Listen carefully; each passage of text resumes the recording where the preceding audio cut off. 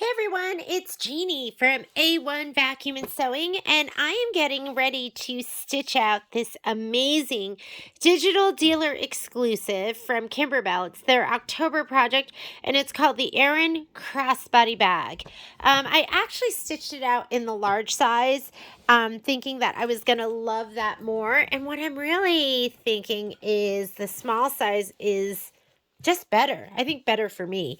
But I did stitch this out and I would show it to you, but I left it at the store. So just imagine that I'd stitch this out, and I used different fabric too. It's really cute. But anyhow, we are going to be stitching this out. If you purchase the kit from the store, you're going to get the fabric that is going to make this. And let's go ahead and get started. So I'm going to go ahead and open up to my instructions. Two different sizes. You can work in the 5x7 or the 8x12. And like I said, I did the 8x12 first, thinking I was going to love that most, but I didn't. So we're going to do the 5x7. Let's go ahead and let's go over some of the supplies that you're going to need. Your instructions, your fabric kit, a 5x7 hoop. We're going to be using no-show mesh stabilizer for this project. Trying to get this so it will give us a better view. The thread colors it calls for, I like that it had it in here, but it calls for black. So black thread and warm gray. I'm going to be using this kind of grayish. It goes pretty perfectly with the flowers, and it's just going to be a lot of outline stitching as well as the quilting. And I'm going to be using it to do my top stitching too. Your kit is going to have some D-rings in it. It calls for key rings, but I thought the D-rings were prettier. So I included D-rings in the kit. And some thumbtacks is what it calls for, but I didn't use thumbtacks. I used just regular pins, and I'll show you how I did it. You need an iron because we are going to be fusing a bunch of our stuff down. So let me go ahead and get our iron turned on. And let's go ahead and then your usual supplies, like all your applique scissors. Let me grab mine. Mine are over by the machine because I have been running my 10 needle all day. And my iron's heating up. Let's go ahead and get started. So I'm going to go ahead and open up my packet. You will have some no-show on that your in your packet, and you're going to be putting the you're going to be adding no-show to the back of all your applique pieces. So let's go ahead and open up this bag.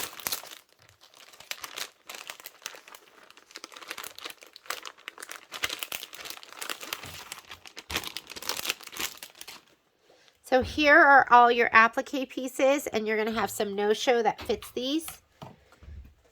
Go ahead and just lay them down. And, you know, these pieces don't have a wrong or a right side.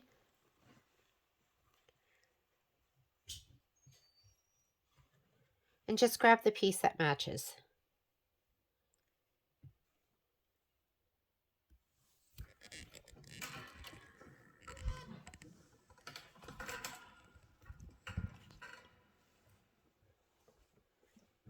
Sorry about that. I know it's not this head on. Should we do it like this? Let's do it like that. I had to pause so I could yell at Patrick. I love yelling at Patrick. It is my hobby. Patrick, if you haven't met him, been into the store, or seen him on a live feed, he is the love of my life. But he just likes to run through here and slam doors and talk. And he's very loud. So I had to pause the camera so I could yell at him. And all he did was blow me kisses. Okay. Make sure that you're ironing your fusible woven, that you're ironing the non-bumpy side. The bumpy is the side that has the bumpy side has the adhesive. Oh, look at that. There's a big old thread in here. Not that you're going to be able to see it, but see the shadowing under here? Not a big deal. Okay,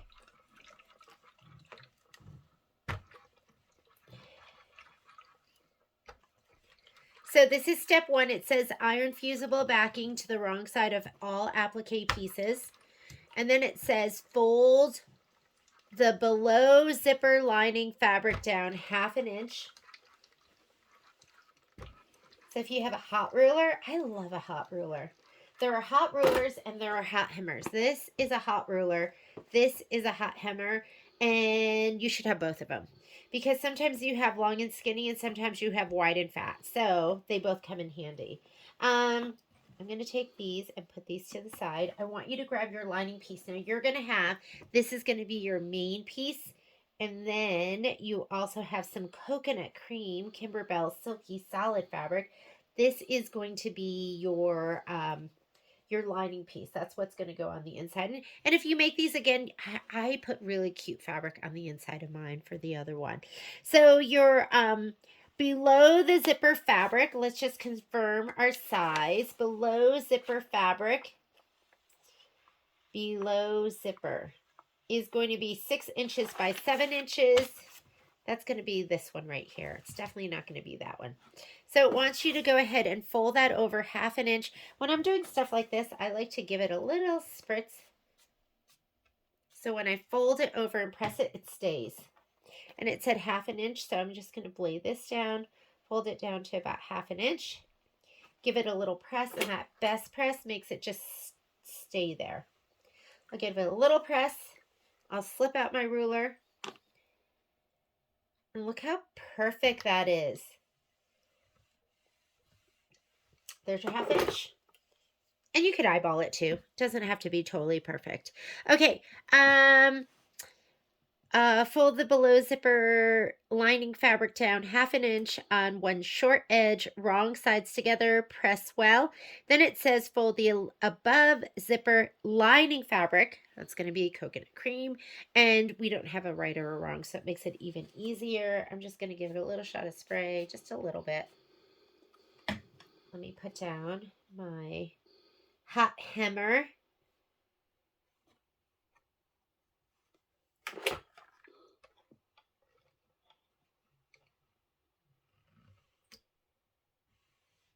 So I give it a little press,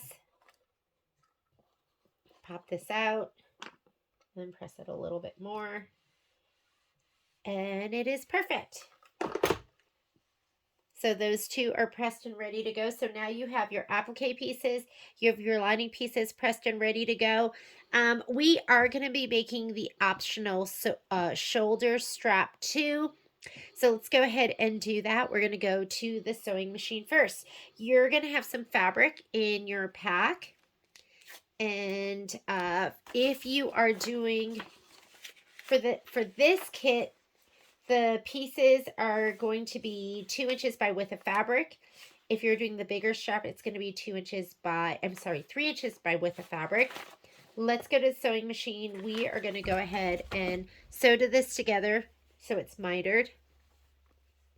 You're not going to need all of this. I mean, for me, just one width of fabric is almost big enough, but there are 2 in there, which makes me go, is this? No, I need a little bit more for those days that I eat a really big lunch.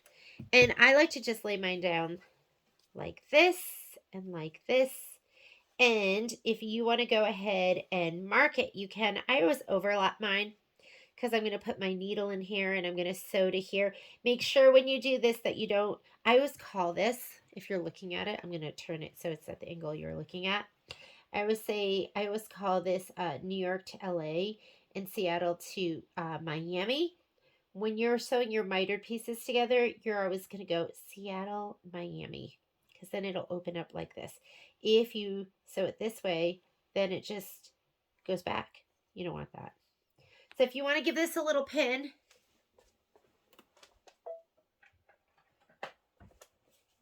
and what I wasn't thinking of is, I was going, we're embroidering. So I just went ahead and I converted my my sewing machine over to embroidery. So I'm going to have to go and put my regular sewing foot or my walking foot on. So I'm just going to go ahead and put 2 pins in. If you want to mark it, you can. I'm just going to use my guideline markers, but you can get a little ruler and just go ahead and just draw a line from here to here so you know where to sew. I'm going to meet you at the sewing machine. All right, so I'm at my sewing machine. I'm going to go ahead, whenever I'm like piecing or doing stuff like this, I like to piece with a really tight stitch. So I'm going to take my stitch length all the way down to a 1.8. I'm just on a center straight stitch, and I am using my walking foot. This is my dual feed walking foot. And these are the 2 feet I'm going to be using. So I'm just going to sew this together with this foot right here. It's just the general purpose foot. And then I'm going to top stitch. I know this is a stitch in the ditch foot, but sometimes I use it for top stitching. And this is really easy because you just pop it on just like that. Easy peasy. And the thread I'm going to be using is my Deco Bob, and I left it out here to show you. I was going to use cream, but I don't see it. So, I mean, I really just use white, cream, this khaki, light gray, just kind of the neutrals, and I just, you know, go back between those. This is Deco Bob. It's made by Wonderfil. It's an 80 weight thread, and an 80 weight thread is half the diameter of a 40 weight thread. So it's half as bulky, but it's a cottonized polyester, so it has the strength of a 40 weight.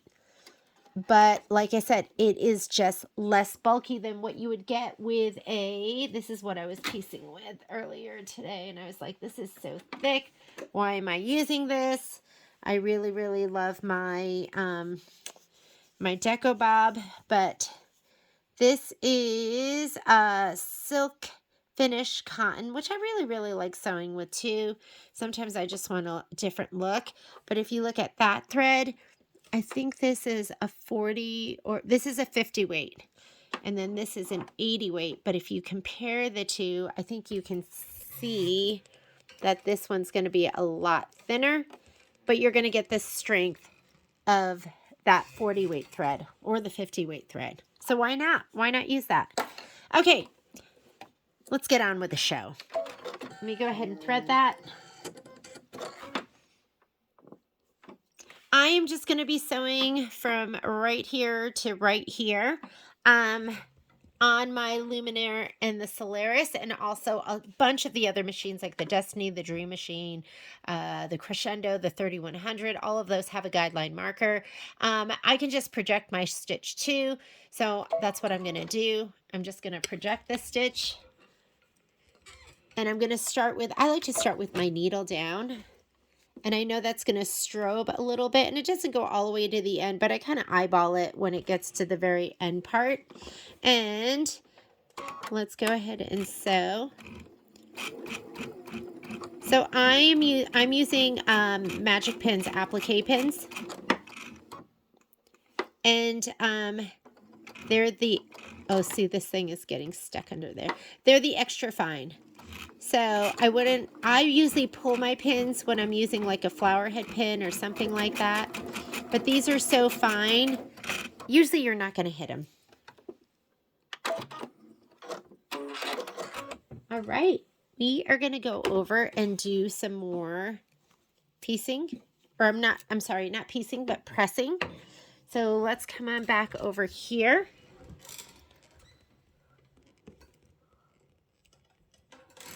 I just actually just set up my filming arm a little bit differently to see if I could. Sorry. I'm trying to get it in here where you're going to have a better view. Okay. So what we did is we just did this part right here. I do mine like this though. So I just sewed down here. We're going to go ahead and give it a little trim. I love in the hoop bags. They're so much fun. They're so easy. This one might take a little bit of time. This, they said to trim 1/4 of an inch. I'm just going to eyeball it. Let's turn that iron back on. We are going to go ahead and press this open. And then we can cut off those little dog ears. So let's go ahead and open this up. I'm just going to give it a little finger press first. Give it a little press. Get that out of the way. Let's get that out of the way. And then you can trim these little, the little dog ears off. Let's get rid of that, and then let's get rid of that. Okay, next thing they want you to do is fold the strap in half lengthwise, wrong sides together, and press well.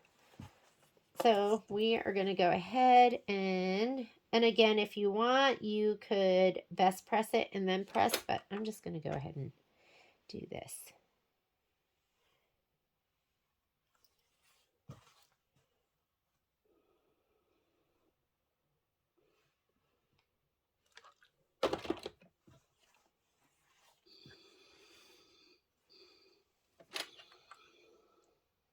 And then once we do that, guess what? We're going to turn it under one more time, both sides. And so that 2-inch strap is going to become half an inch. Because we're going to fold both of the raw edges in. This just tells us where the center is.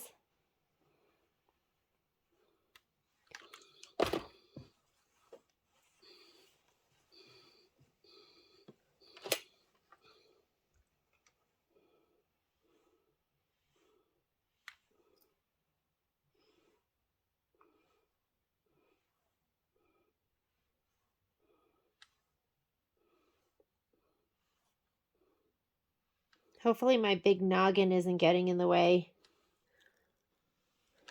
Oop.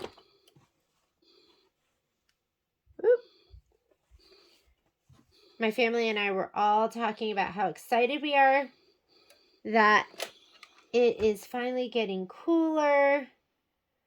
We can wear a sweatshirt and we're not hot all the time. It was a hot, long summer here in Reno.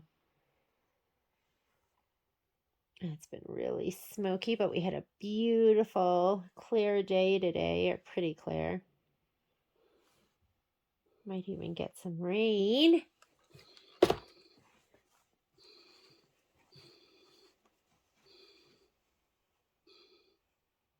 you want to move somewhere that has a lot of sunshine, Reno is your place.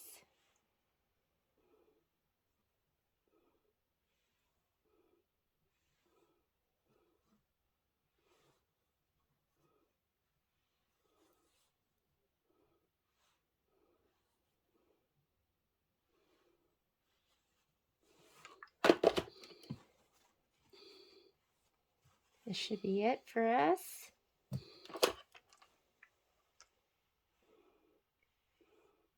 And I guess this is optional to have a strap, right? But I don't know. It seemed kind of weird to make this and not have a strap. It really seems like the kind of bag you would want to have a strap.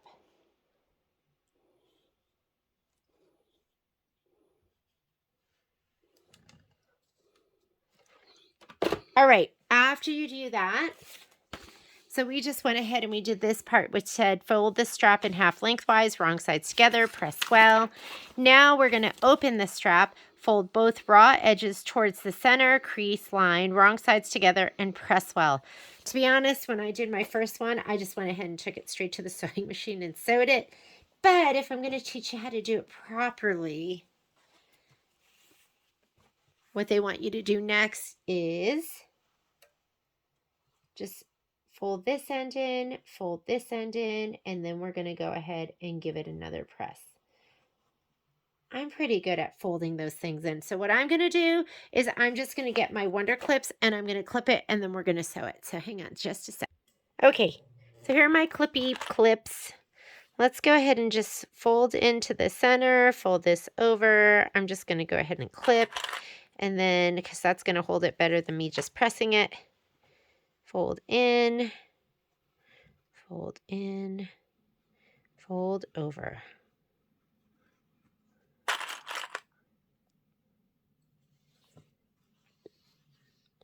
And we're going to just do the whole thing. Yeah, I did my last one and I just folded it and I sewed it as I did it. So if you're a rebel like me, I mean, that's as big of a rebel as I get. Oh my goodness. She didn't press it. She just sewed it. I don't like breaking the rules. Well, that's not true. I do like to break some rules. But for the most part, I'm pretty goody-goody.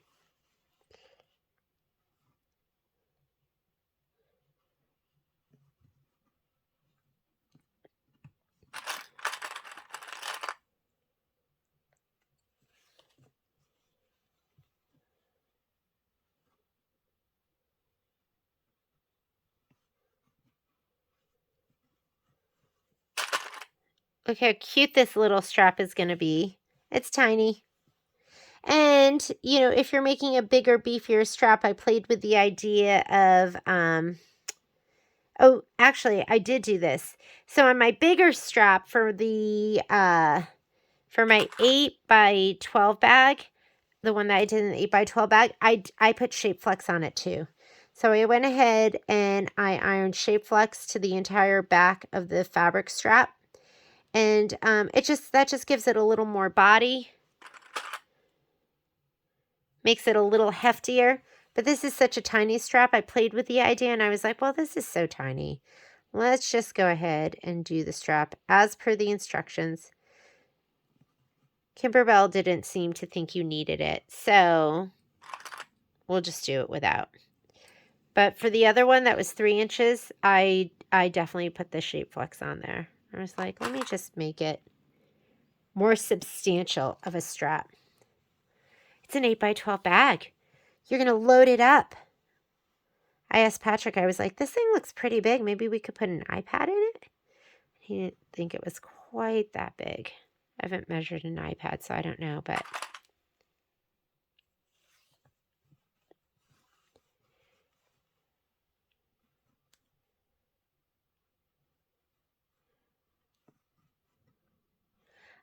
If you have a separate machine, what we could have done, because the quilting is going to take a while, is you could set up your second machine as you're quilting. You could be doing your strap. And I thought about doing that, but I thought, oh, some people have a combination machine, and that's what they sew on and embroider on. So I didn't know if that would leave somebody out. I like to include everyone, ladies.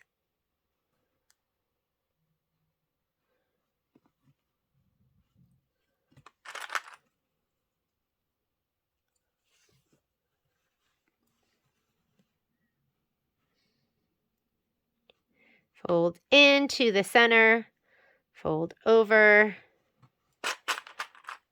If you are doing the larger strap, the 3-inch strap, then you are going to need hardware that's 3/4 of an inch. That's how big your strap will end up being. This one is 1/2 an inch, so that's what I included. That's what's included in your pack. I just thought it looked cuter than just key rings, which is what it calls for in the instructions. I wanted you to look absolutely gorgeous with your Erin crossover bag.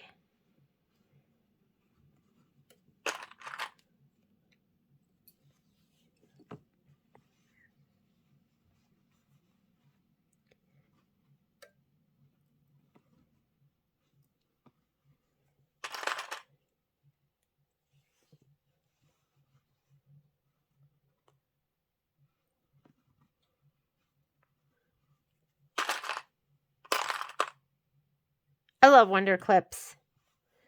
Wonder Clips, you complete me. Pins, you stab me. I do not like pins. Pins are evil. And the tender tips of my fingers are attracted to the tips of the pins for some reason. So pick whatever color you want that you're going to sew with. Sometimes it's really cute for your top stitching to show. So I'm going to be using this kind of grayish color, this tan. And a matching bobbin. And I am clipped and ready to go. I'm going to put this into my upper and a matching bobbin in the bottom, and I'll see you over at the machine. The other thing that is so great about that Deco Bob is because it's so thin, when you wind it on a bobbin, your bobbins tend to last forever. So when I stitch on my 10 needle, I use regular Filtech pre-wound bobbins, but sometimes I use Deco Bob pre-wound bobbins because they're the color I want. Okay, I like to use my Stitch in the Ditch foot as a aid for top stitching, because I can move my needle drop, and you have to have a foot that has like a bigger hole here. So I can use this flange as my guide. Let me put this back a little further. And now I'm going to move my needle position. The way you do that, so let's go here. I'm going to go ahead and increase my stitch length a little bit. Let's go 2.5. If I move it up and make my number bigger, it's going to move it to the right, and lower, it'll move my number to, it'll move my needle to the right when I hit up, and my needle to the left. So this is going to move it to the left. So here you go. You can kind of watch it. And that looks pretty good. I'll do a little stitching first just to make sure it looks right. Let me go ahead and thread my machine.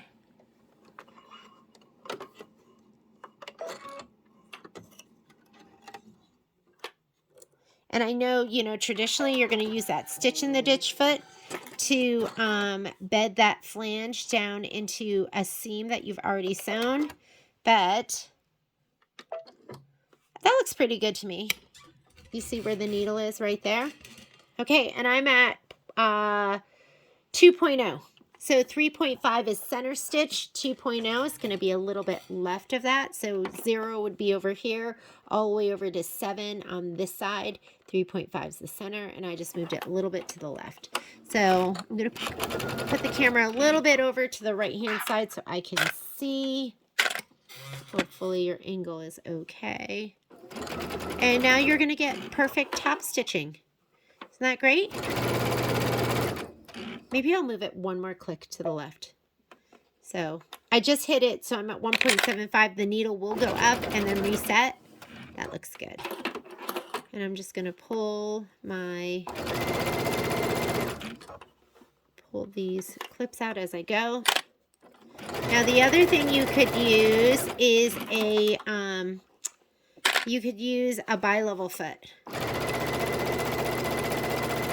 And I know, I'm going to click one more to the left. I know Michelle uses the bi-level foot a lot for her straps.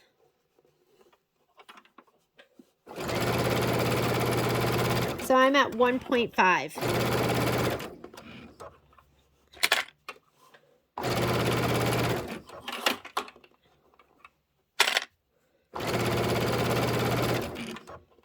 I could use my 1/4 inch foot for this too.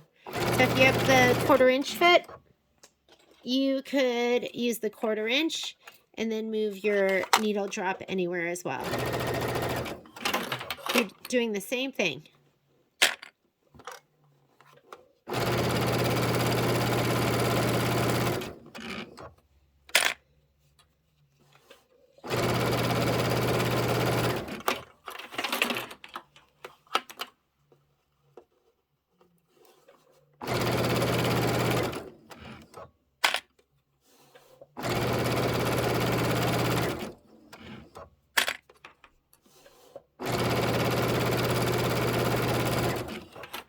Kind of nice to just mindlessly sew sometimes.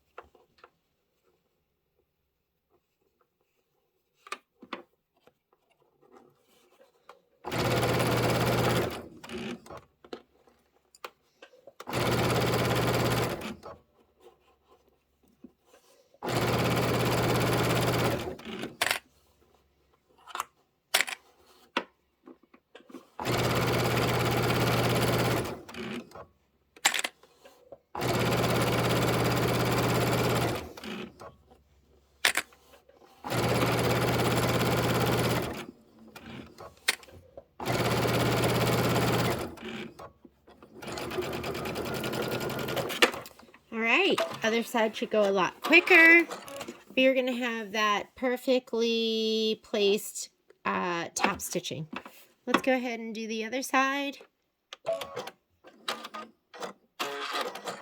Oops, that was me hitting the cut button. That's why I cut. I love a flange.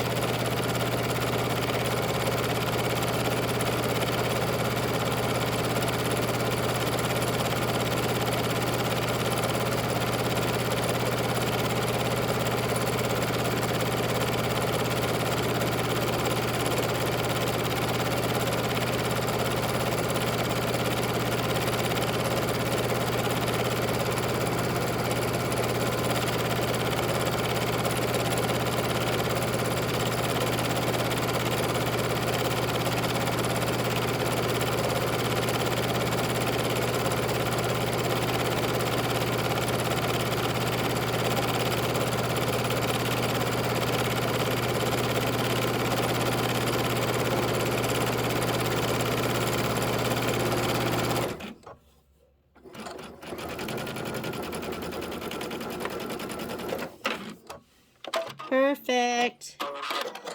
Okay, next thing it wants you to do is it wants you to cut 2 pieces that are going to be used to put your D-rings on with. So let me grab.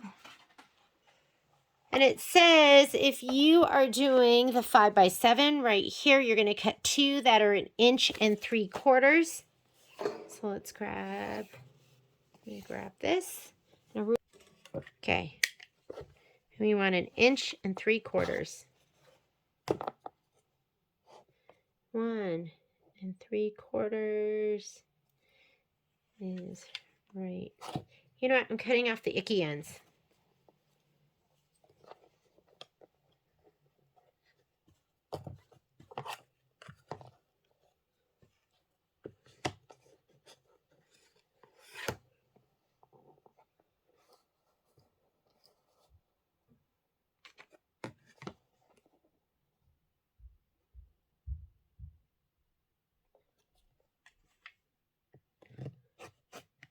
Let's cut that off. And now let's cut 2 gorgeous 1 3/4 pieces.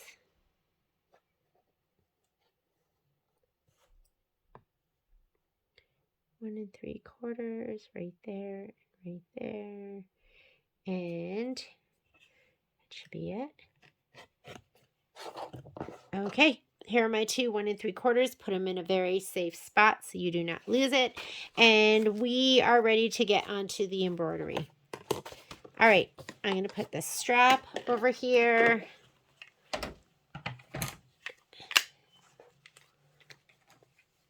Grab your 5x7. Put all of this to the side. You should have 2 pieces of, you're going to have 2 pieces of no-show mesh. Let's go ahead and hoop one of those up in the 5x7. Load the desired embroidery file. We'll do that next. Hoop the light mesh cutaway stabilizer. And remember, when you hoop, you always want, if you're on a baby lock or a brother machine, there is a little arrow there at the top, and that should go up. I mean, it'll still work if it's not up, but I'm going to hoop. I'm going to pull out all my bubbles. And I'm really tight right now, but if I wasn't, if I could tighten this, I would tighten it a little bit more, but it's pretty tight in there. We're going to stitch the project batting placement line first. Let's go ahead and load our design, and this is the one that we're looking for. We're looking for the one with the orange peel, and let's go over to the machine. Okay, so I'm going to go into embroidery. Here's my thread I was looking for behind the machine. Okay, so I'm going to go to my pocket, my USB, and the Erin bag. And you're going to see that there are 2 different sizes, 5x7, 8x12. We're just stitching this one out first. This is going to be the back. Go ahead and set it. I always like to go to my settings and choose my hoop size, so I know exactly how much room I have to work with. And we should be good to go. I'm going to say embroidery. let's go ahead. I have my, I still have my walking foot on. Let me go ahead and take that off. I love this. This is a hoop screwdriver, but it also works on the screw on the machine right here. Whoops. Works on my hoop, works on the screw, works on just about, I use it on the needle as well. So it just works on everything. It's the best. So I'm going to take this off. There is one that is just for the hoop, but it doesn't fit the other things. Well, it would fit the needle too. So I like the one with the green handle because I can use it on everything. And it's so much easier to put your hand on this whole thing and turn it. It should never be loose enough for you to take off by hand. It should always be a little bit tighter than that. I'm going to go ahead and switch out to a regular white pre-wound bobbin.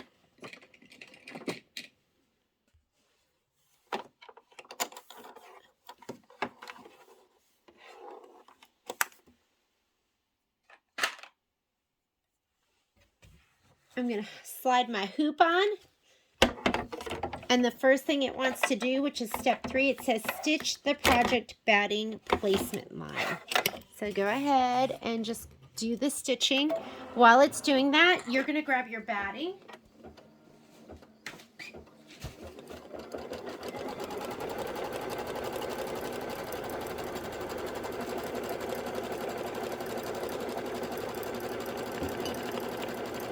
Your batting has a right and a wrong side. One side is lumpier. That's your wrong side. That's what you're going to spray. And then this side is going to be smoother. Spray your lumpy side. I'm using my Dime spray tent, which is right here. And it's made by Dime. It's like, it literally, like, you take it out of its little case and then it pops up into this amazing spray tent. And I also use KK100, Ganol KK100. It's my favorite adhesive spray. Don't get crazy. You do not need a ton of spray. Just enough to make it stick. Kimberbell's usually calls for tape, but I am more of a sprayer. And we're going to go ahead and lay that down. So that is, you're going to need that for the back. Place base project batting. Stitch the batting tack down. So go ahead and do that. And then it says trim the batting close to the stitch line. So get a good pair of applique scissors to trim.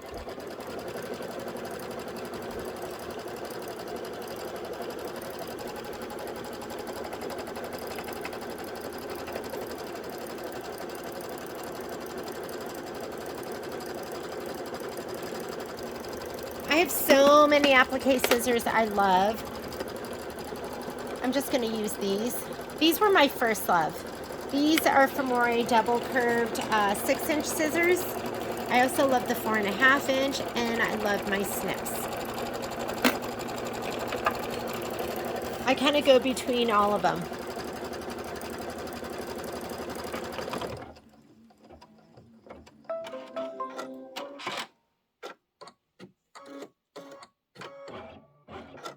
Okay, so go ahead and trim all that batting.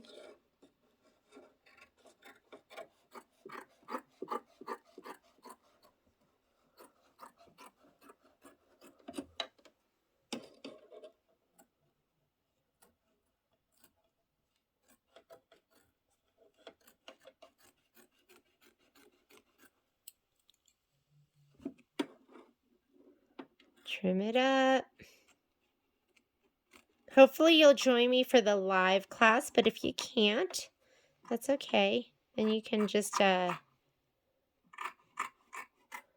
can watch the video if you're from someplace else and you want to join us for the live class. You can always do that too. I don't care who joins us. You can join in the fun wherever you are.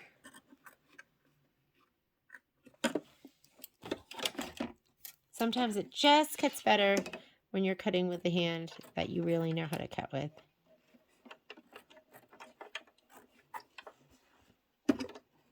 Okay, after you do this, it says place the back fabric. Your back fabric is going to be the flowered fabric, and it's going to be the piece that is the biggest. So I'm going to grab my back fabric and give it a little shot of spray. You have 2 pieces. This, well, you have 3, but the biggest one is your back piece. The other one is going to go under the zipper, and then you have that little piece that's going to go above the zipper. So you're not going to see it, but I'm using my same spray box, and I'm giving that a shot of spray, and I'm going to lay it down, and you kind of want it to cover the whole thing. This is non-directional fabric, but if you look at it and you feel like it's upside down, then just switch it around. Stitch the back fabric tack down line. Do not trim the fabric at this time. So now we're going to just tack it down.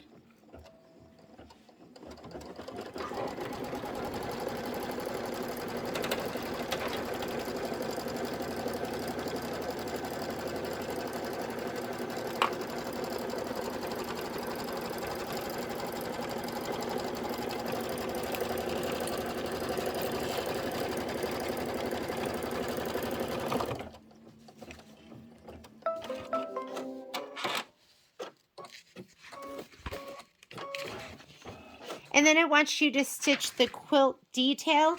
It's up to you what color you want to use. I think I'm actually going to use, I'm going to use a cream. I'm not going to use the, I want it to be even more subtle than that warm gray. So I'm going to use a cream.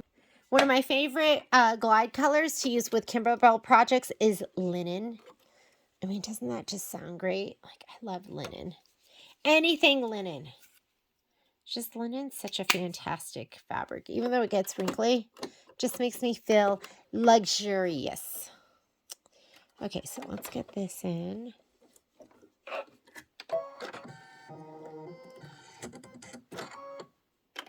And go ahead and stitch that out. That is going to be 4 minutes of stitching.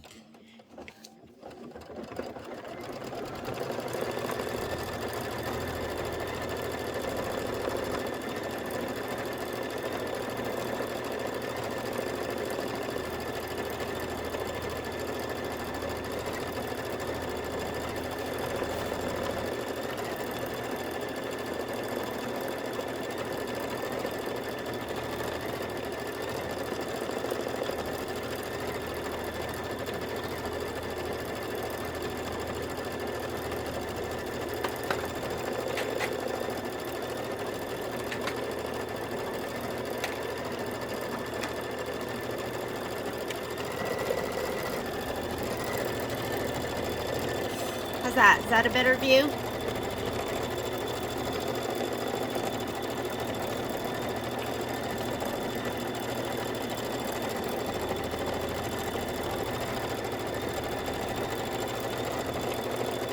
After you do this, it wants you to put in black thread with a black bobbin. So get those ready, just black thread, black bobbin, because you're going to stitch out your registration marks, which are the marks that we use to match the top to the bottom.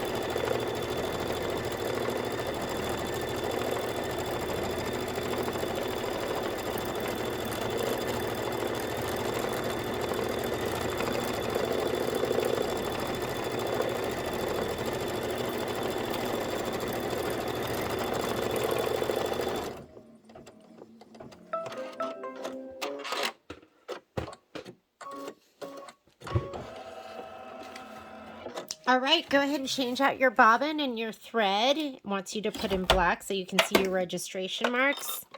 This is how we're going to match the top to the bottom. So I'm just going to go ahead and put in my black.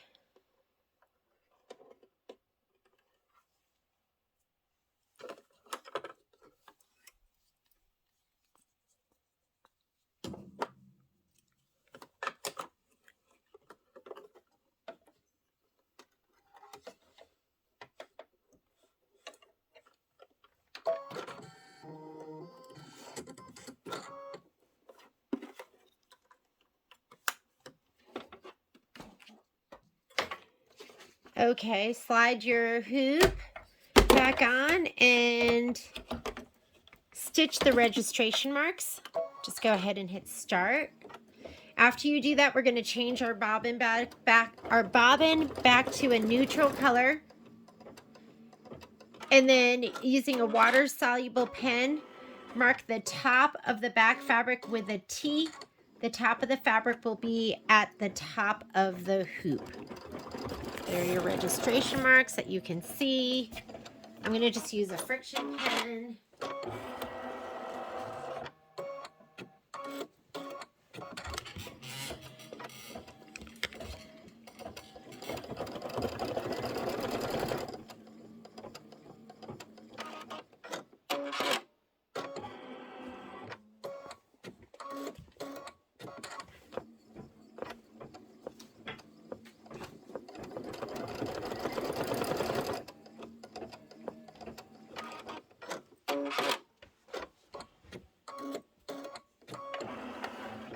Alright, so just take that off. Before we forget, let's change our thread out.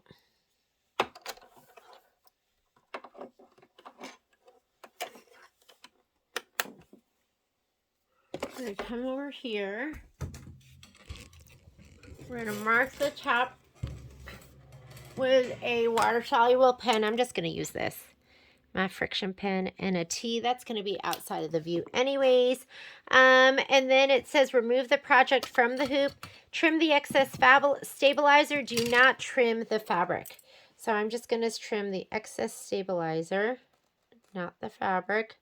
Don't cut those stitches. Don't get greedy. You know, sometimes I think we get greedy to get really, really close. And you can end up regretting that. I was talking with a friend because we're doing some rag quilts, and sometimes you get greedy with your clippers and you clip into one of those stitches because you're like, oh, I'm just going to get a little closer.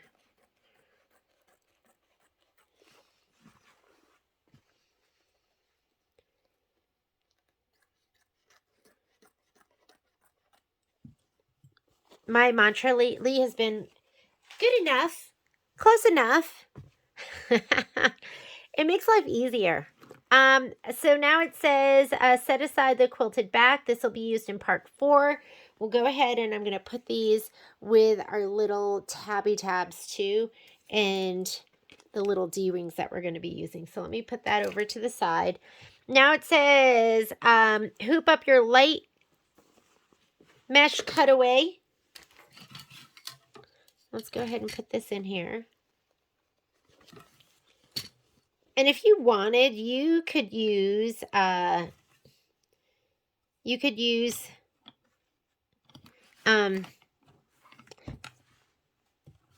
muslin for this. Because anytime you have batting and backing, that's when I always go, you could just use muslin.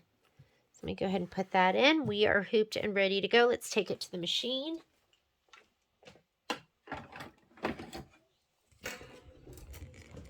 And let's pull up the next design. So finish embroidery, we're going to say okay. Let's go home to clear the screen. We're going to go back in here into my USB Erin bag. And now I want the 5x7 with the applique pieces. I'm going to hit set and embroidery. And first thing it's going to do is it's going to do a placement line for the batting again. So let me take out my black thread. I'm going to put a neutral color in. And I am going to just put that linen in right now because then I don't have to change it out later. So we'll put that in. We are going to have to put in that kind of more beigey color when we do decorative stitching around the appliques.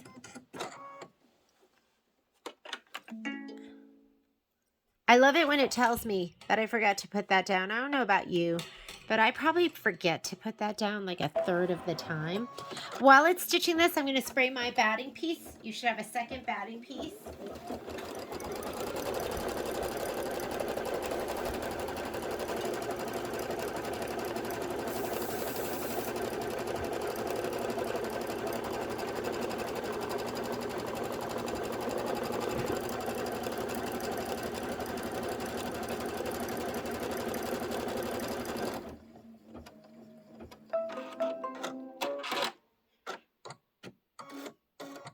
This is step number 4, place remaining base project batting. So I'm going to go ahead and put this down. If you have any dark threads hanging out on top, get them now because they'll show underneath. They'll shadow. So I have some, let me pull all of that off.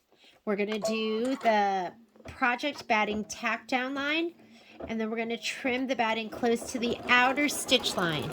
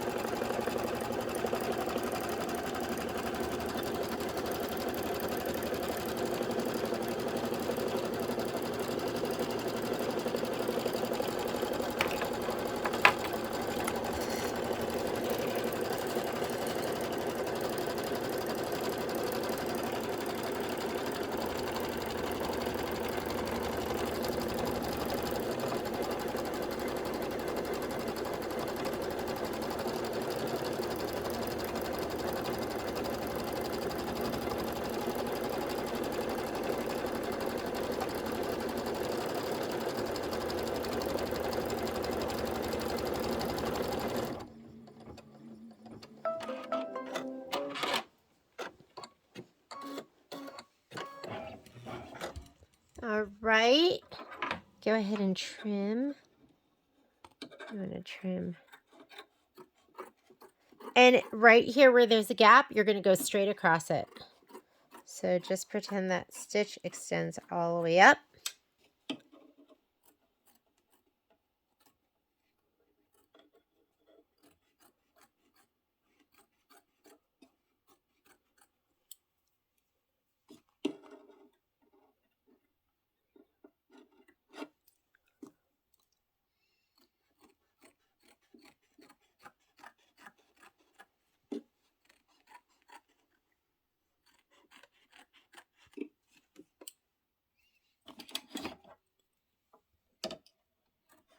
Okay, after we go ahead and trim all this batting away, the next step is step number 7. It says stitch the zipper placement line.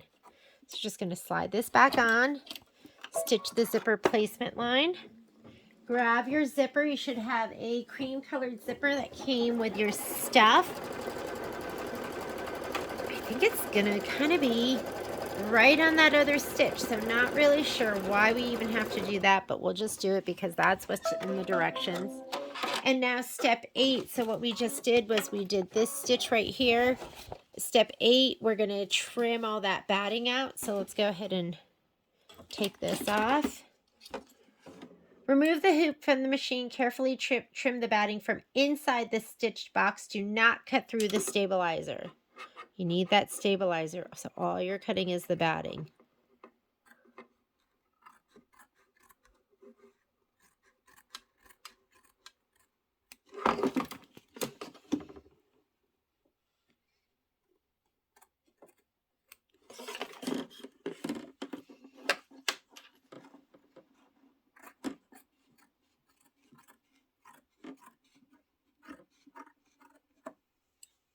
All right.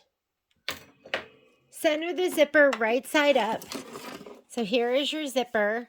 You want the zipper on the left-hand side. Make sure it's not on the right-hand side. You're going to center it. You should have plenty of zipper. What you don't want to do, see how I'm centered with an equal amount of zipper hanging off the right and the left?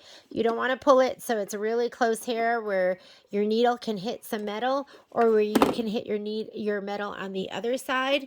Go ahead and just center it right in there. And then we're going to put down a couple pieces of tape. In this situation, I think it's best to use your Kimberbell tape. Your Kimberbell tape isn't quite as sticky as that transport tape, but anytime you're taping on batting, I don't like putting a ton of tape down because it pulls it all up. So let me get in a little closer here. I want to make sure we're right in the middle.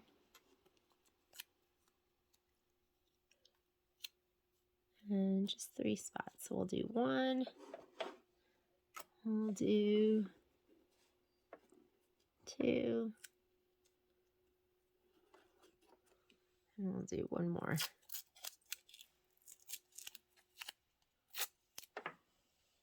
And 3. There we go. I'm going to slide it back on.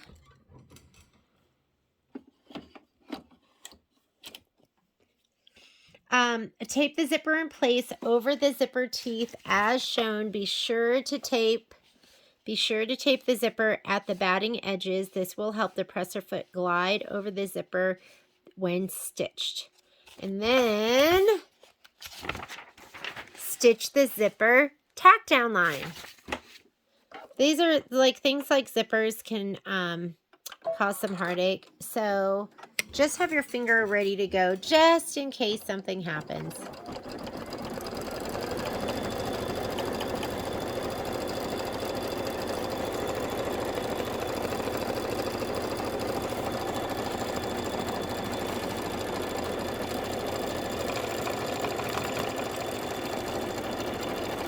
Like this could cause an issue. That tape got dragged around a little bit.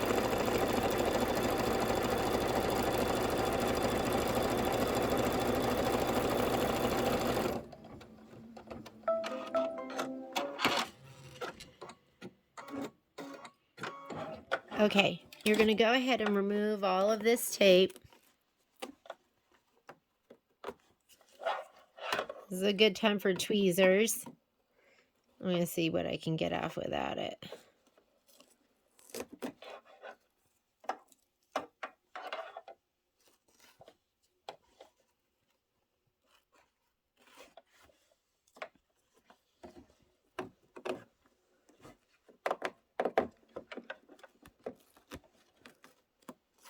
Well, that wasn't too bad.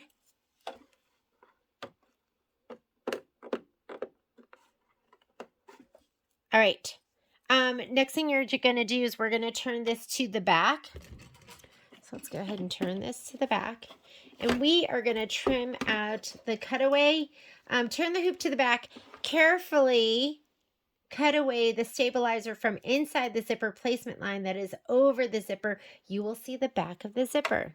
So we are just going to go ahead and going to get my tip right in there. There we go. And I'm just going to trim right along the inside of that zipper placement line. Don't cut your stitches. Don't get greedy. Doesn't have to be, you don't want it so close that you're cutting through your stitches.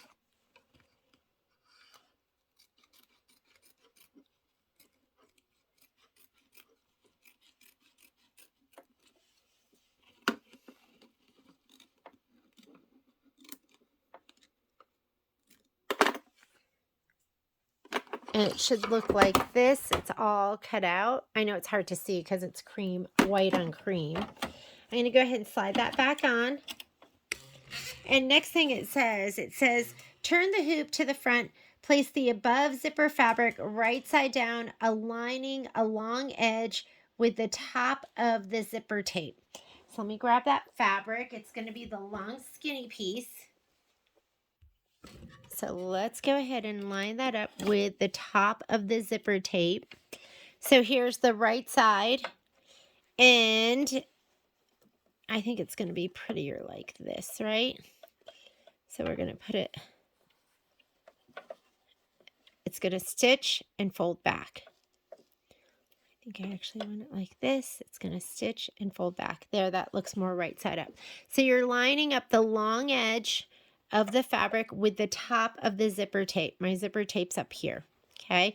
It's going to stitch right here, and then we're going to fold this back. So let's go ahead and put that on here. And it says to put a piece of tape. I'm just going to let it stitch down and just kind of hold it down so it doesn't move too much. And return the hoop to the machine, stitch the above stitch seam.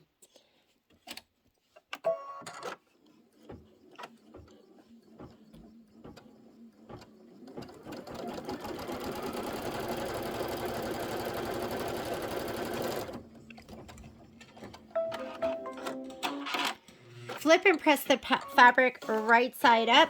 Note, use a mini iron or finger press along the seam. If you're using an iron, remove the hoop from the machine and press on an ironing board.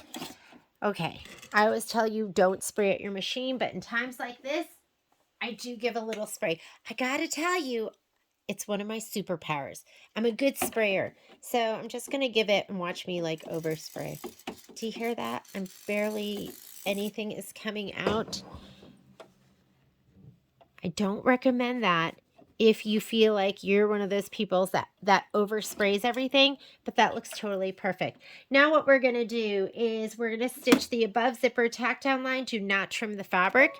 So let's go ahead and stitch the above zipper. Now it's gonna just tack it down. And then you're gonna get your bottom piece that goes down here.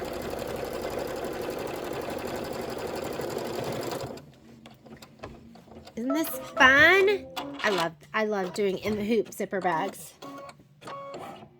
Okay, for this piece, it wants you to go ahead and we are going to line it up with the bottom part of the zipper. So that looks good. So I'm going to go ahead and lay this down. Let me get you a good angle. And the bottom edge, or the very top edge actually, is going to get lined up with the edge of that zipper. It's going to stitch across, and then we're going to take the big piece and fold it down. So I'm going to go ahead and let it stitch across. I'm not going to tape it because there's so much batting and I just hate the way it pulls it.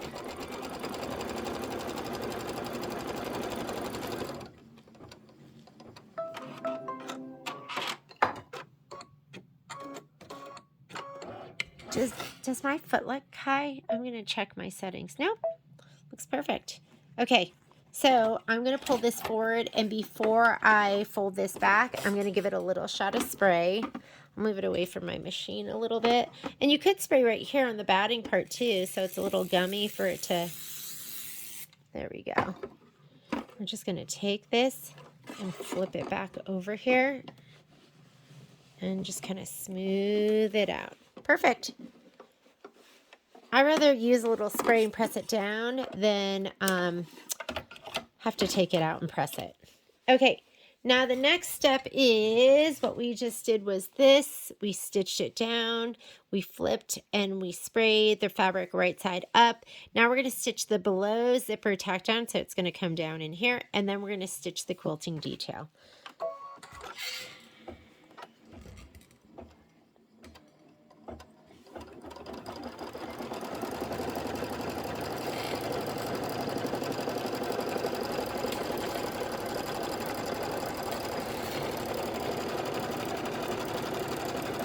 Go ahead and let it do that, and then just hit start and let it do all the quilting. That's going to be 4 minutes of stitching,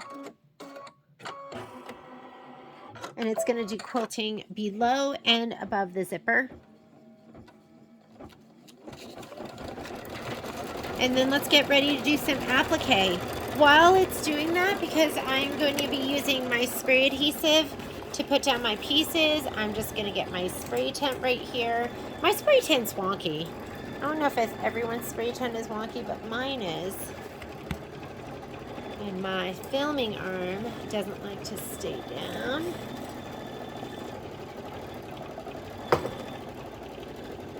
I'm going to lay these down.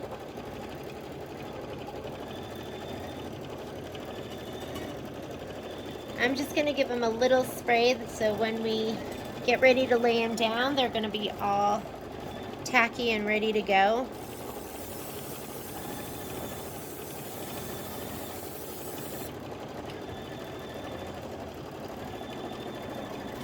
And for the applique, I'm going to go back to that tan thread.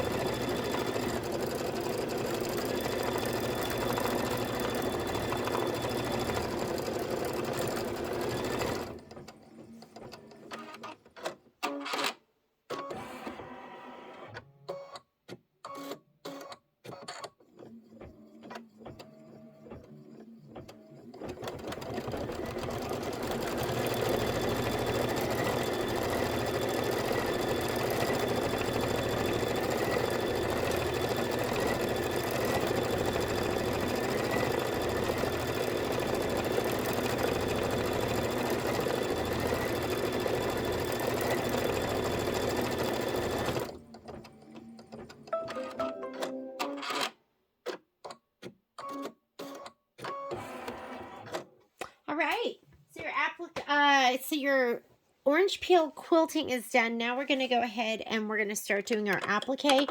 Everything gets outlined in, well, you don't have to, but I'm going to be outlining everything in that kind of beigey, grayy color. I love greige. I just love that greige is just the innest thing right now because I just love it.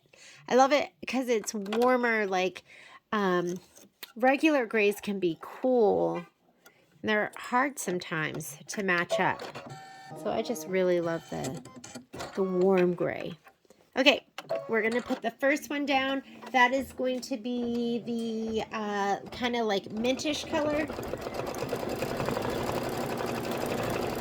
So it should be this. Mine is already sprayed and ready to go.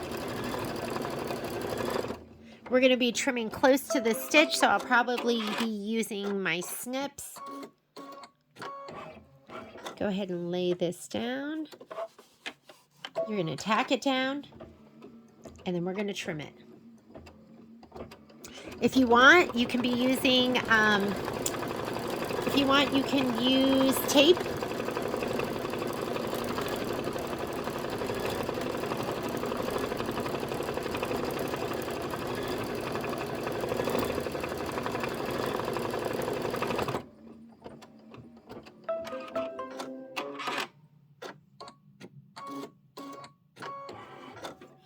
Okay, so we're going to trim this. And we're going to just trim it close to the stitch.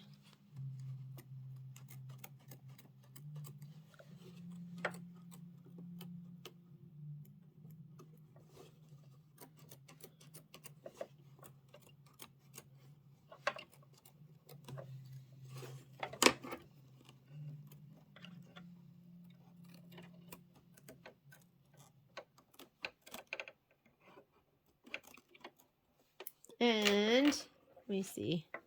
Maybe I'll do these instead. And what I really want, because these kind of have a bigger point, let me get my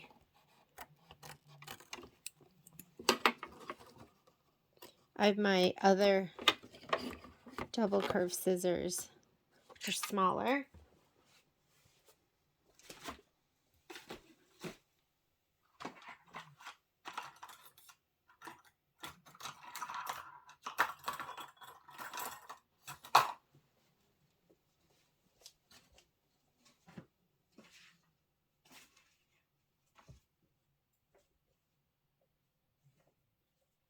We'll use these.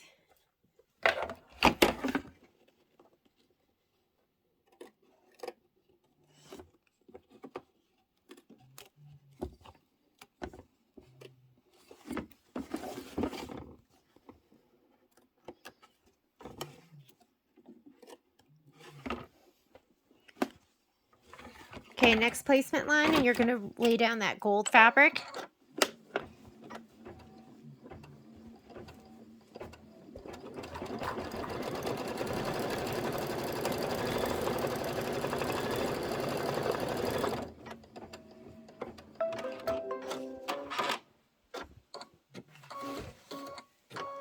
And I really think if you laid your fabric down right, like I'll just put this one down here, you could do 2 of these. This is, I mean, they have you cut these pieces so generously.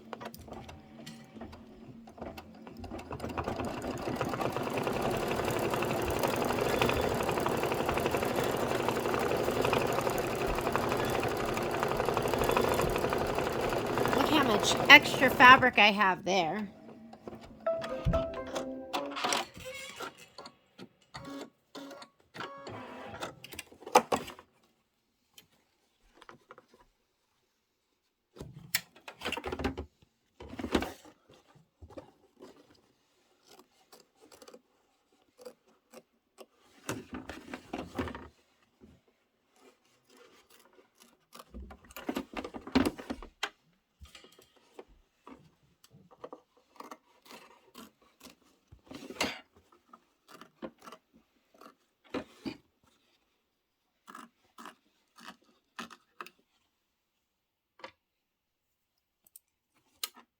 You want to make sure you cut it nice and close. It's not a satin stitch finish. Okay, and then the next piece is going to be, it's going to be one of the teals, but you have 2 of them. You want to use the larger of the 2. So you have this bigger one, and then you have this smaller one. Use the bigger one. I'm going to challenge myself and see. Oh yeah, that'll totally fit. Why am I challenging myself? I'm just going to throw away the leftovers. But like I said, you should have enough if you wanted to make 2.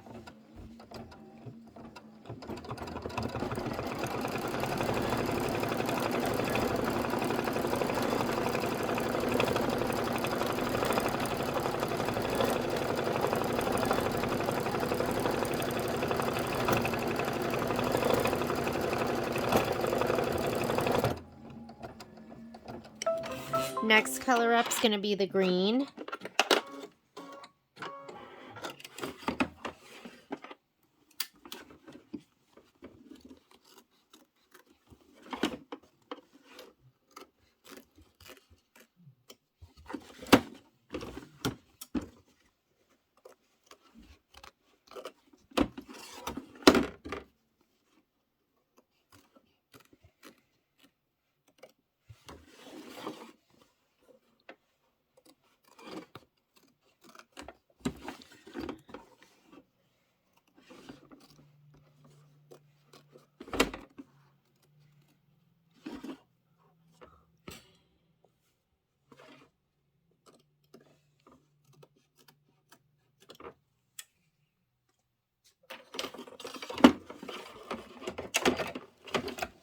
And it looks as though I came unthreaded.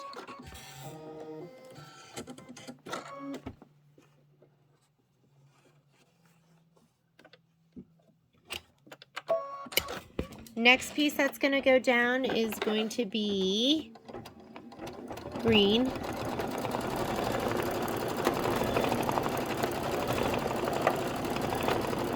It's going to be a little one. I guess it's not that little.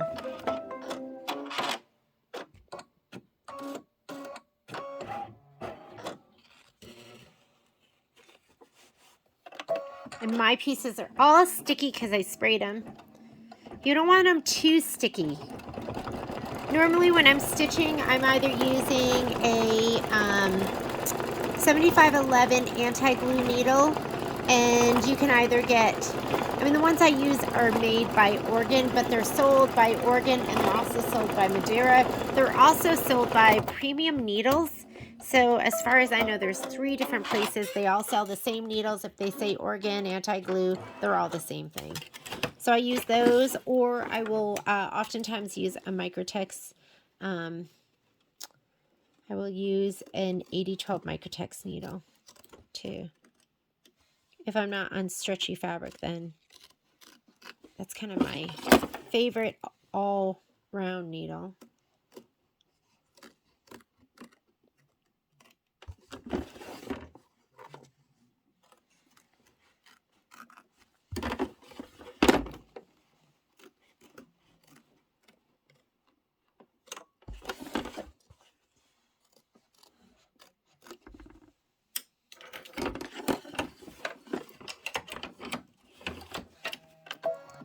Next tack down, this is going to be the navy piece, and make sure you are completely threaded. This is doing just a tack down, so I'm not going to go ahead and even go back any stitches because I know where it's going to go. So let's go ahead and stitch that. If it was the I'm sorry, this is the placement line. So placement line doesn't make a difference. Tack down, if it was the tack down, I probably would have gone back stitches because you want to make sure all of those are intact. Okay, we're going to put this piece down.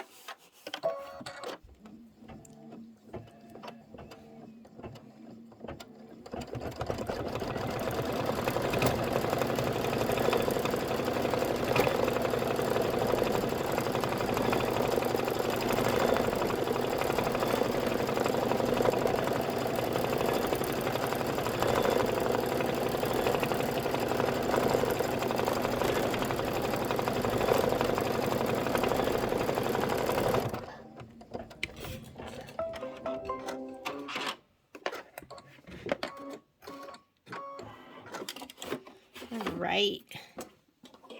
I'm going to go ahead and trim all of these out.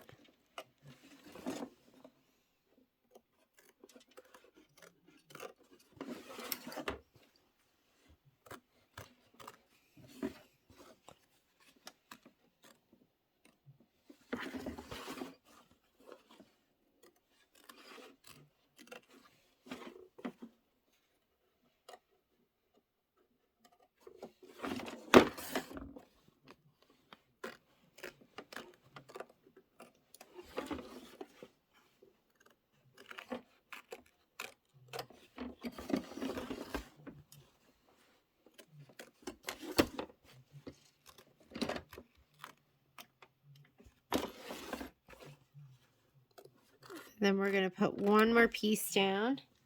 It's going to be the other teal piece. Let me grab this and make sure it's going down. Placement line. Grab your piece. Should be the 3" by 3" piece.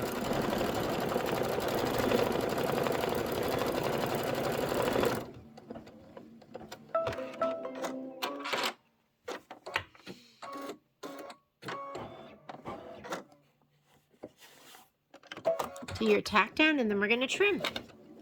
And then we have 11 minutes of stitching. That is going to be the decorative stitching that's going to go around everything. I really love the size of this bag because I go, oh, I could fit my cell phone in here, or just a couple little things that I might be taking someplace.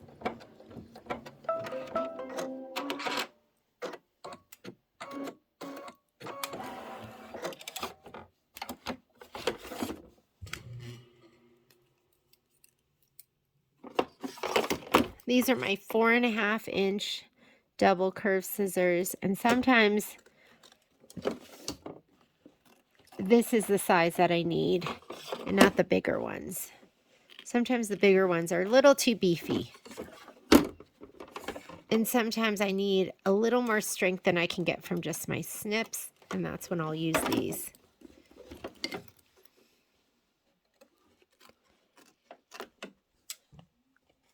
All right. There we go. And now I'm just going to hit start, and this is going to be 11 minutes of decorative stitching going around the entire embroidery that we just did.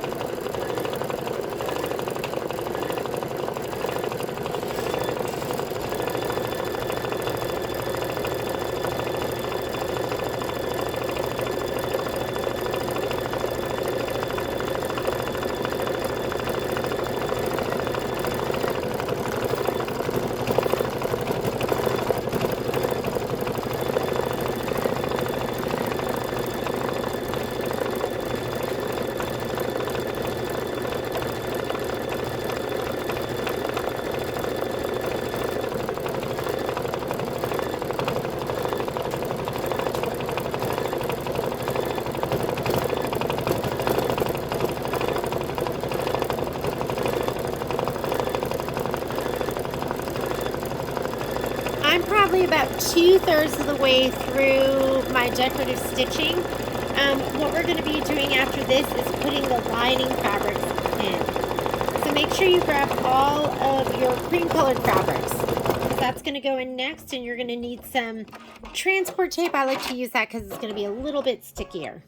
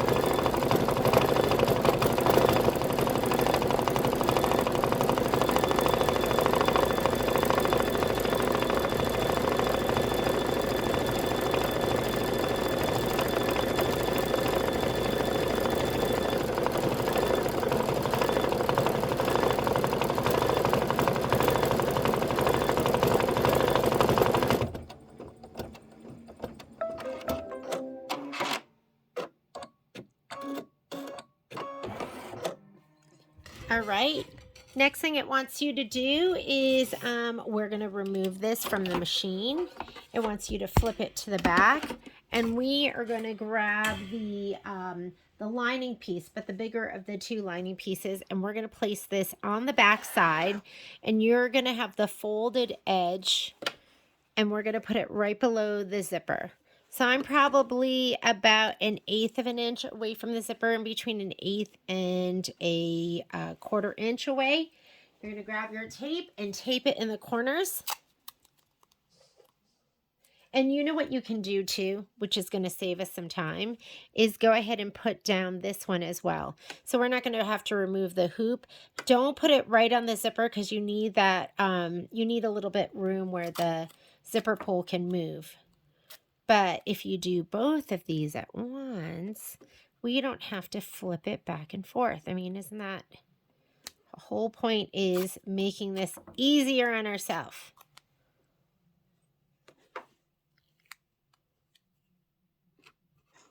And then, of course, the corners, that's where it likes to turn. I have this big old piece right here. So it's going to look something like that. I know it's hard to see because we're doing cream and white. Let's go ahead and slide that back on. We have both those pieces on there. So we just did step number 48.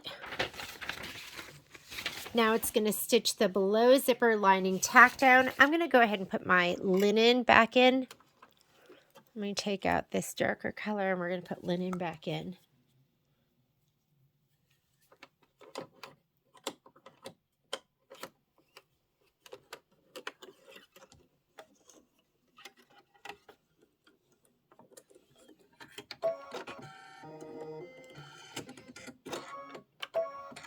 Okay, so now it's tacking the back lining down. That is step number 49. Step number 50 says remove the hoop from the machine, turn the hoop to the back, check the tack down line stitched in direction 49 to be sure the fabric is evenly spaced next to the zipper. If the fabric shifted while stitching, remove the stitches and replace the stitch. I'm sure ours is going to be perfect. So we're not even going to have to remove it again. We're just going to go ahead and stitch, and it'll stitch the top part down, and that'll save us the hassle of having to remove it twice.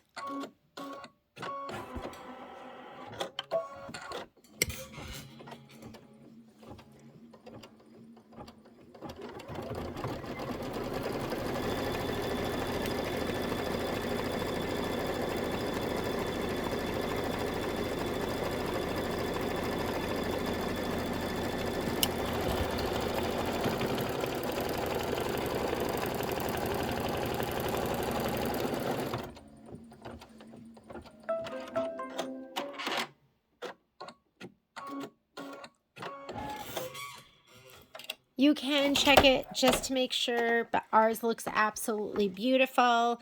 If you want, we don't need the tape anymore. We could just take that off right now. But it came out great, and that saved us the flip and stitch and flip and stitch. We only had to do that once. All right, next thing it wants you to do is it wants you to do your optional tab placement, and we are definitely going to be doing tabs. We spent all that time doing the straps. Does not say that you have to put in a matching bobbin, so just put in some darker colored thread.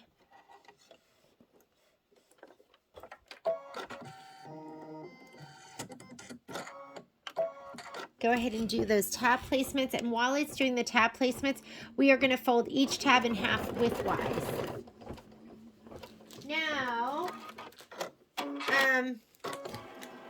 for us, if you got a kit, your directions are going to be a little bit different, because with the key rings, is that what they're called? The key rings, you can put them on afterwards. You cannot put these on afterwards. So you have to put them on now. And I put these in there because they're just cuter. Some of you got nickel and some of you got the antique colored ones.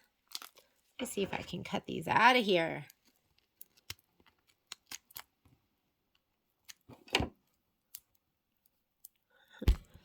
Wow, these are in there something good, huh? We wanted to make them so they wouldn't like move around. I think I'll just make them so they can move around for the rest of the kits. Okay, here we go. So these you can't get on afterwards. So we're going to put them on right now. Because I try to add some to mine. Sometimes they have a split here and you can bend that.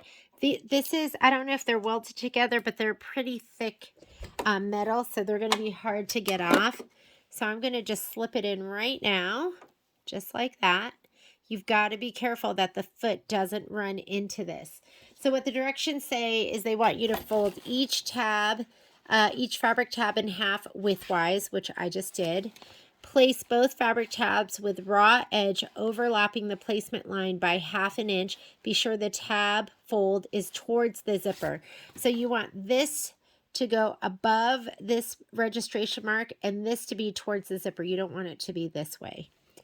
It says ½ inch, but because I'm sewing this metal in and I don't want it to get hit, I am going to do mine probably closer to 1/4 inch. because I don't want it to go anywhere near, the, this metal thing. That's the worst.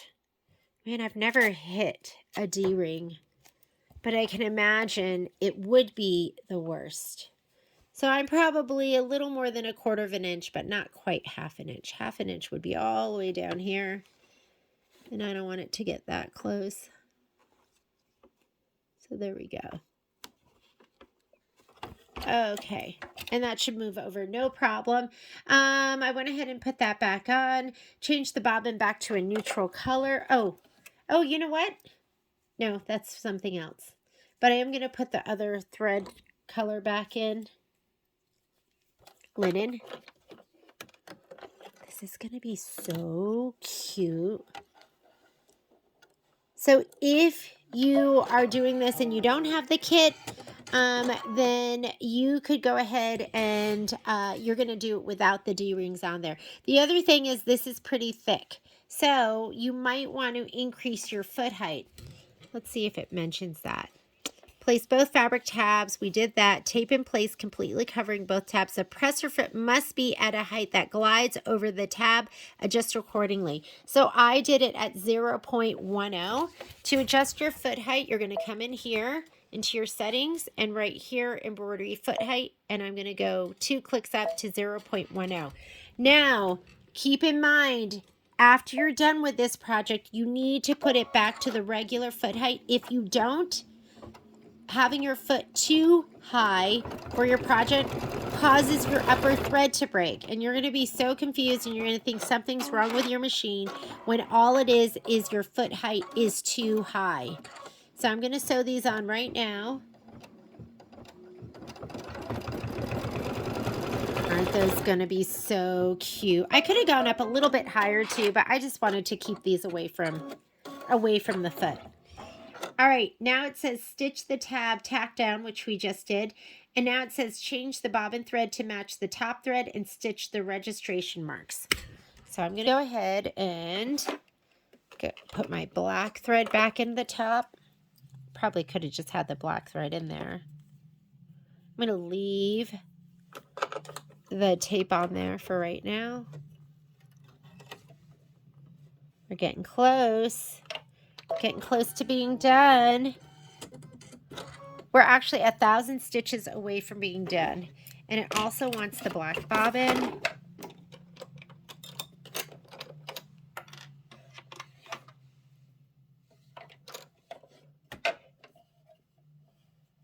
Sometimes it's hard to do it when the embroidery arm is when this is so close, it can be hard to change out your bobbin thread and all that fun stuff.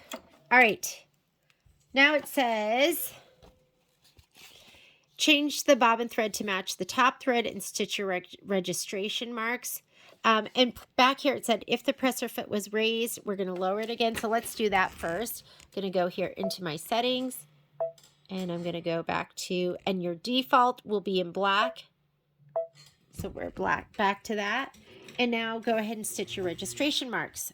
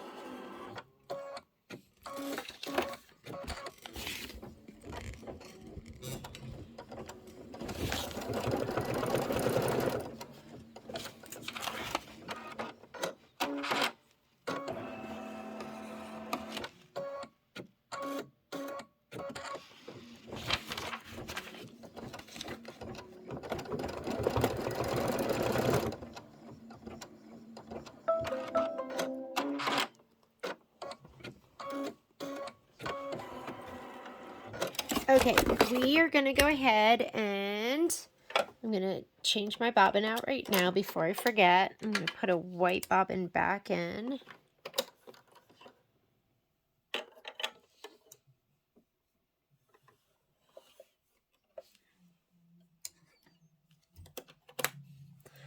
I'm going to change my upper thread before I forget. Linen, you're so beautiful.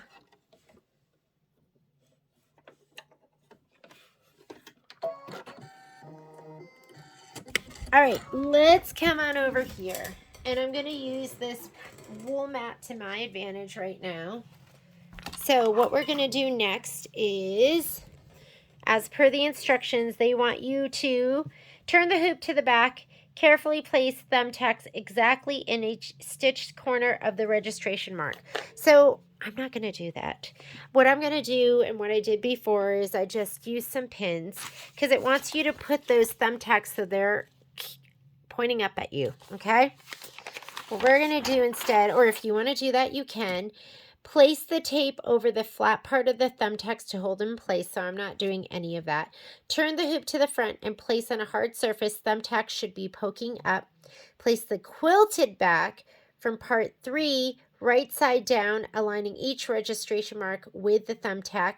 The marked T should be at the top of the hoop. Oh, you know what I am going to do is I am going to remove my tape. Oh, we already did that. We did that. So you are going to put this down over here. And instead of doing that, I just placed it down this way. Poking out, place the quilted back, push the fabric over. Be sure the thumbtacks are in the corner of each registration mark. Carefully smooth out the quilt black. Tape the fabric in place, remove the thumbtacks. All I did was I just went from the front and I just took my pin and I just poked it in here. And I kind of did that into my wool mat. I grabbed my next one. I poked it in here. And I just stretched this one over a little bit, didn't I? And I poked that one down. So I just poked them from the front down. This one did the same thing.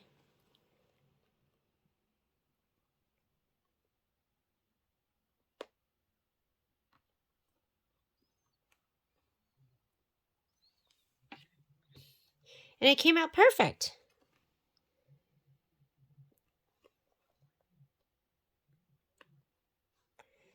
But my front, or my quilted back, was definitely a little smaller. So I just did that. And then I taped it. And it was perfect. So let me grab my tape. Carefully smooth out the quilt back, tape the fabric in place, remove the thumbtacks, stitch the back tack down. Oh, I almost forgot. We have to open up the zipper. So, where did it tell us to do that? Oh my goodness, I almost forgot. Step 59 wanted you to open up the zipper. So don't forget to do that, and you're going to open it up about 3/4 of the way.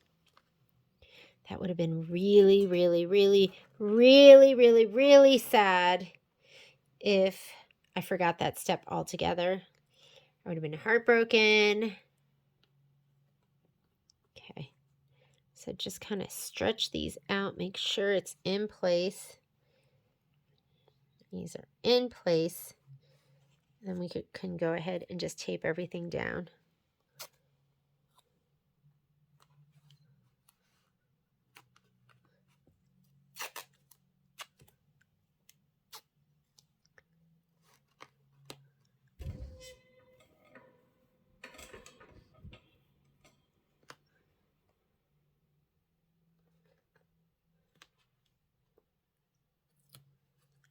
Perfect. We're going to go ahead and remove all the pins. Remove your pins. We're going to take this to the machine and we're going to stitch the back tack down line. Let's do that next. Don't forget to open up that zipper. And I also did, I paused it when I got to the spots where I knew those little straps were, and I raised my foot up, and then I put my foot back down. So let's see which direction it's going first. Okay, so when it came over here, I did go into my settings. I put my foot height back up to 0.1 because now we have the backing piece too. And I did leave it all the way across here, all the way until it got to the next. And then I stopped it there. Went back over here. Put my foot height back down. And it might be fine. It might stitch the whole thing at that foot height without a problem. But I just went ahead and put it back down again.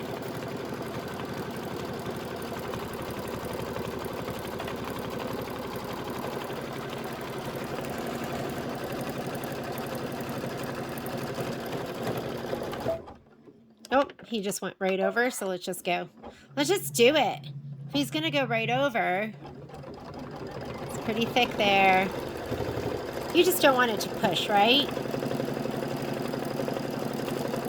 Okay, after it does this, it says remove the hoop from the machine, turn the hoop to the back, and we're gonna place the back lining fabric right side down, completely covering the tack down line.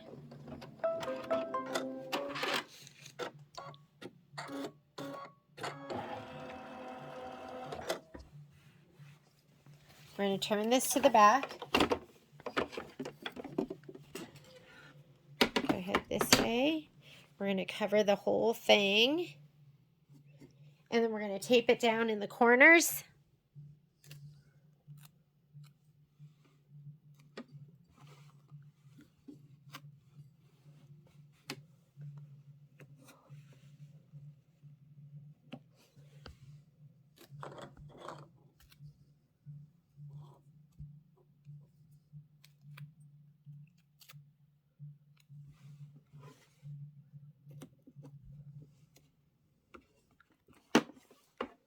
We're going to turn it back to the right side and stitch the final outline stitch. It's the final outline. I can't resist that. I know that was really horrible. I apologize that you had to hear that, but I just love singing that song when it's the final stitch time. This is going to leave an opening right down here in the bottom.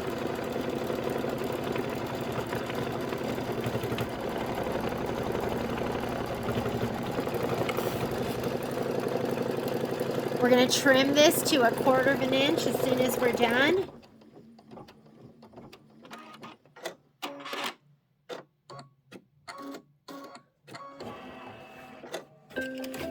All right, let's come over here. Let's get our rotating mat.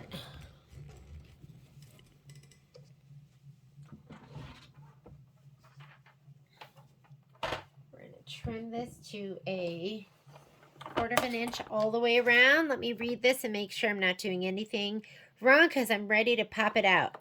There we go. Remove the hoop from, or remove the project from the hoop.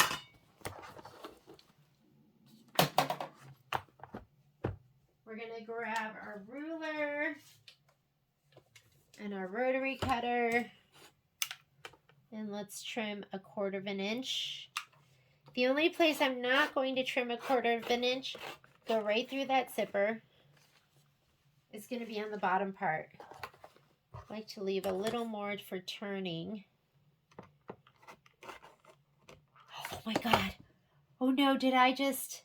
No, they're up into the fabric. I got really scared for a minute because I thought it was cutting off the... I have to use my scissors for that. The tabs, but they are facing down. That was so scary. I'm like traumatized. Okay.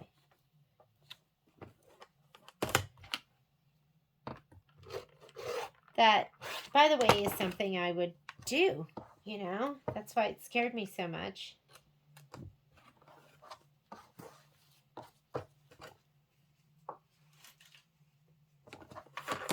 Okay, and this part right here, I'm just going to, because you can see where it's stitched on this side. So I'm going to go to here and then cut straight down. And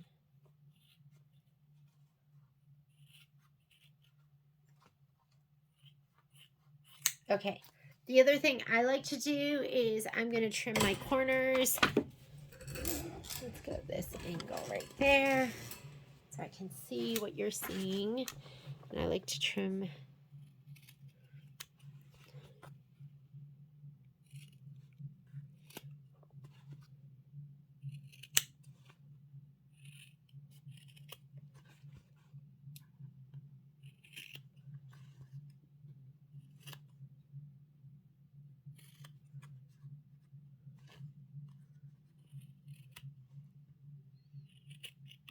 Okay. All right. When you turn these, I poke out the corners with each turn. You don't want to turn it twice and then try and poke out the corners. You have to poke out the corners with each turn. That's what I figured was the best. And you can also use steam a seam 1/4 inch or 1/2 inch tape as well for this. But first thing we're going to do is we're going to go ahead. So we reduce the bulk in the corners. We're going to go ahead and gently turn this right side out. This is our first turn. I don't want to rip those stitches open, so be gentle.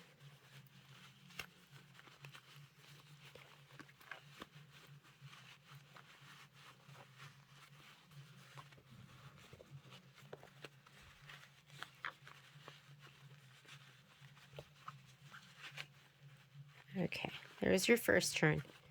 With this turn, you're going to poke out all your corners. This is my OESD point turner. It's got a little end and a big end. I'm telling you, every time I use the little end, I go right through. So I almost always use the big end.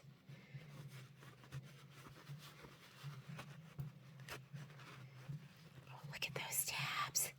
They're so beautiful.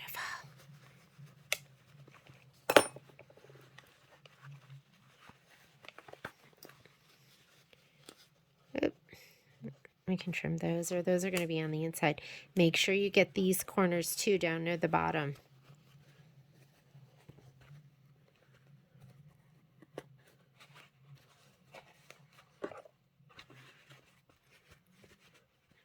And just kind of bounce it in the corner.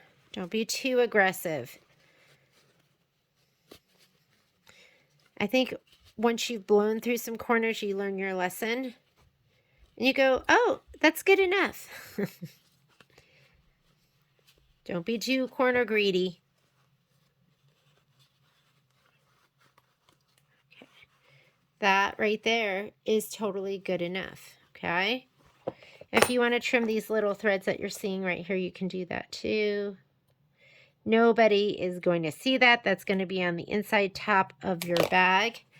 Okay, now that you've done this one, if you want to, you could use some Steam a Seam Light and seal this up.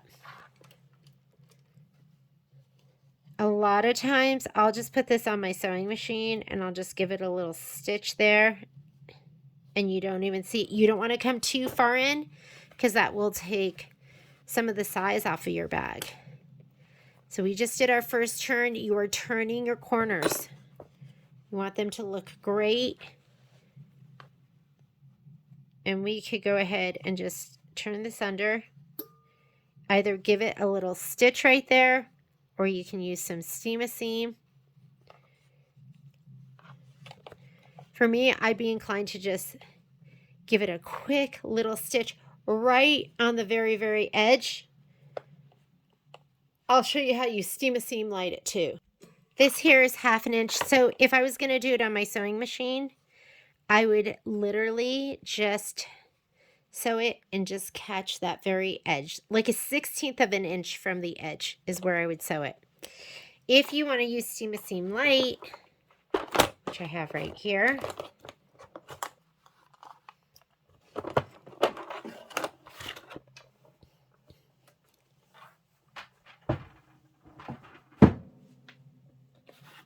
This is 1/2 inch. They make 1/2 inch and they make 1/4 inch.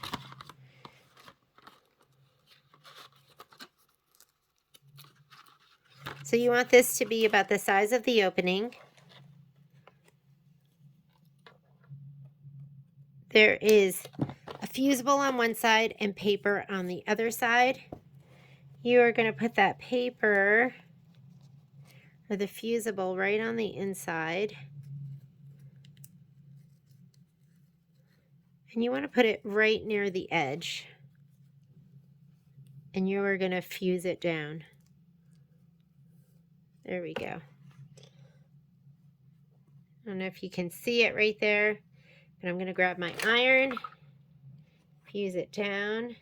You know you have fused it down enough when the paper comes off easily. If the paper doesn't come off easily and breaks, then you haven't fused it down enough. And I don't know if I'm even getting right to that edge. Woo, he's hot.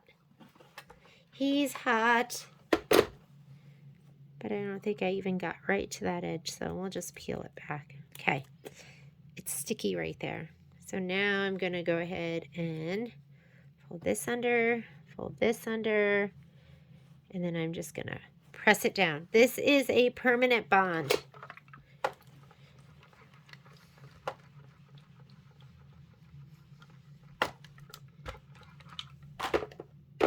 And that is your forever seam, okay? Once you've turned it and you've sealed it, we're going to turn it one more time. Let me see if I can get this zipper to go back anymore. And if not, we're just going to turn it out of this hole. There we go.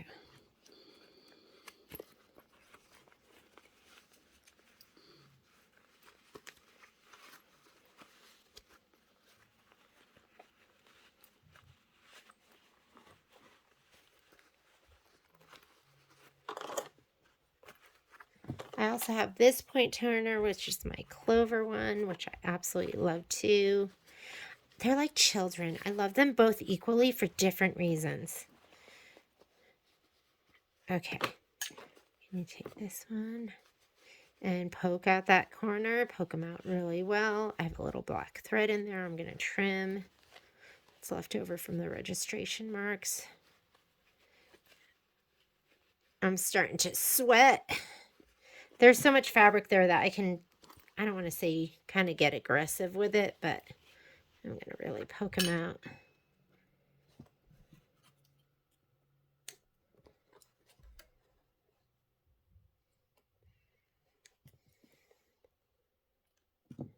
Okay.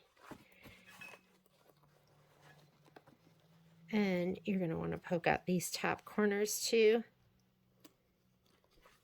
I've got some tape in there that's left over from before. I get that.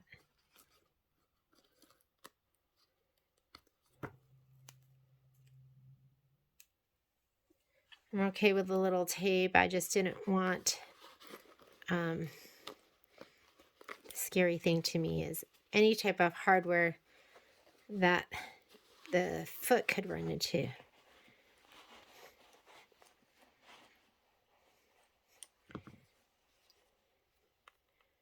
A little black thread there that I'm going to have to get. But there is our little bag, just like that. It is super cute. I love the little D-rings on the very top. I think those make it really special. And then it says, with the strap, you're going to kind of wrap it around your body. You're not seeing me do this, but I'm wrapping it around myself. And they have you kind of crisscross it like in front of yourself. So I'm crisscrossing it right here. You can't really see it. And I'm going to give that a little snip. And I'm just going to go ahead and put it through here. Fold it over. And take this to my sewing machine and fold it over and give it a little stitch. And then I'm going to do that for the other side. So let me go over to the sewing machine. I'm going to switch my machine over. Okay, so I have my sewing machine set up. I'm just going to grab this again. I'm going to put it through here. And I actually want that on the back side. I don't want you to see it. So I'm going to put it back through here. Fold it over that much. Maybe, what is that, like a 1/4 of an inch or 1/2 an inch. And I'm going to come back over here. And we're going to sew that down. This foot is not going to like this because of the hardware. So I'm going to put on my narrow zipper foot. So I couldn't find my narrow zipper foot, so I'm going to just use the regular zipper foot. I always tell people when you put this on, you always have to hand draw your needle down just to make sure you're not going to hit anything. And now we can get pretty close over here. And we'll just go ahead and sew. Oh, look, let me go ahead and it's pretty chunky right there. Let me go here and see if I can. Let's get him above that.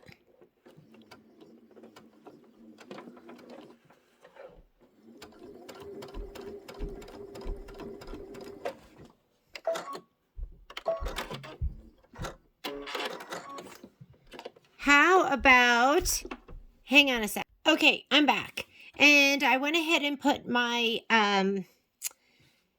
what do you call that thing? It's the thing that you can put on this adapter to make it a low shank machine. And I went ahead and sewed one on, and it went on pretty well with my adjustable zipper foot. So I'm going to go ahead and do that on this side. So let's go ahead and sew this down. And when all else fails, I would just get onto my PQ 1500, which is just a beast with everything. So let me go ahead and do this first. That was Momo at the door. He's expressing his discontent that he's not allowed in here.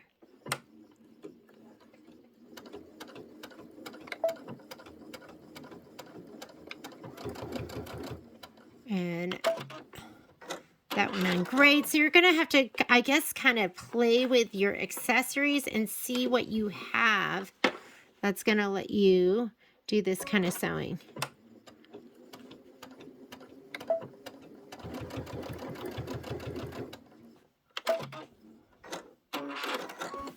And there you go. I'm going to have to trim some of the threads, but that did a pretty decent job. And we are done.